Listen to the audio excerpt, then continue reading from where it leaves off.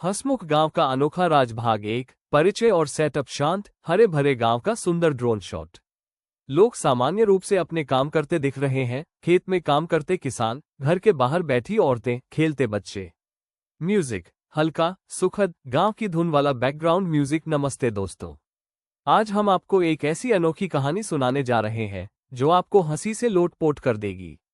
कल्पना कीजिए एक ऐसे गांव की जहां हर कोई हर पल बस हंसता रहता है। जी हाँ, हम बात कर रहे हैं हंसमुखपुर गांव की। यह कोई ऐसा वैसा गांव नहीं था। यहाँ के लोग इतने हंसमुख थे कि उनकी हंसी कभी रुकती ही नहीं थी। सुबह सूरज निकलते ही गांव में हंसी के ठहाके गूंजने लगते और रात के अंधेरे में भी मधुर हंसी की गूंज सुनाई देती रहती। भाग 2 हंसी का आगमन विजुअल्स। गांव का एक बुजुर्ग व्यक्ति रामू काका सुबह खेत में पानी देते हुए अचानक हंस पड़ते हैं।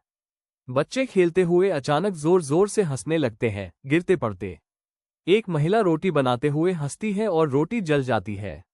अलग अलग तरह के हंसी के ठहाके, धीमी, तेज, कंट्रोल न होने वाली हंसी। लेकिन हंसमुखपुर हमेशा से ऐसा नहीं था। ये कहानी शुरू होती है कुछ साल पहले, जब गांव के बाहरी छोर पर एक पुराना सूखा कुआं था। गांव वालों ने सोचा क्यों न इसे साफ किया जाए और इसका पानी इस्तेमाल किया जाए। जैसे ही गांव वालों ने कुएं की सफाई की और उसमें से पानी निकला, कुछ अजीब होना शुरू हुआ। सबसे पहले गांव के मुखिया किशनलाल ने उस कुएं का पानी पिया और फिर ही वो खुद भी थोड़ी हंसी के साथ बोले। वो बस हंसते ही चले गए, लेकिन फिर ठहाके लगाकर हंसने लगता है। उसकी माँ उसे चुप कराने की कोशिश करती है, लेकिन खुद भी हंस रही होती है। रात में लोग अपनी चारपाइयों पर लेटकर भी लगातार हंस रहे हैं, जिससे उन्हें नींद नहीं आ रही। धीरे धीरे पूरा हंसमुखपुर हंसी के समंदर में डूब गया। किसान खेतों में हंसते हंसते काम करते, जिससे उनका काम बिगड़ जाता। बच्चे स्कूल में हंसते रहते, पढ़ाई हो नहीं पाती। एक बार तो गांव में चोरी हो गई।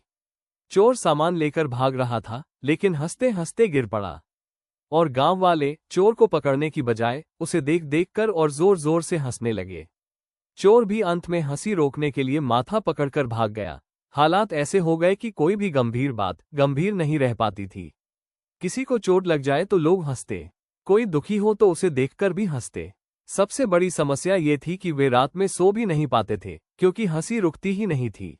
भाग 4 समाधान और सीख विजुअल्स। गांव के लोग परेशान होकर एक बूढ़े ज्ञानी बाबा के पास जाते हैं, जो पेड़ के नीचे बैठे हैं। बाबा ध्यान से उनकी बात सुनते हैं, फिर धीरे से मुस्कुराते हैं। गांव वाले वापस आकर दूसरे कुएं से पानी पीते हैं या कोई कड़वा फल खाते हैं जो बाबा ने बताया। धीरे धीरे हंसी कम होती है, लोग सामान्य हो जाते हैं। म्यूजिक धीरे धीरे वापस सामान्य, सुखद संगीत। गांव वाले परेशान हो गए। हंसना अच्छा है, लेकिन हर समय हंसना मुश्किल। वो आखिरकार वे गांव के सबसे ज्ञानी बाबा के पास गए। बाबा ने उनकी बात सुनी और मुस्कुराते हुए बोले, घबराओ नहीं बच्चों, तुमने अनजाने में आनंद कूप का पानी पी लिया है। ये कुआं सदियों से यहाँ था। इसका पानी इंसान के मन में छुपी हर खुशी को बाहर निकाल देता है।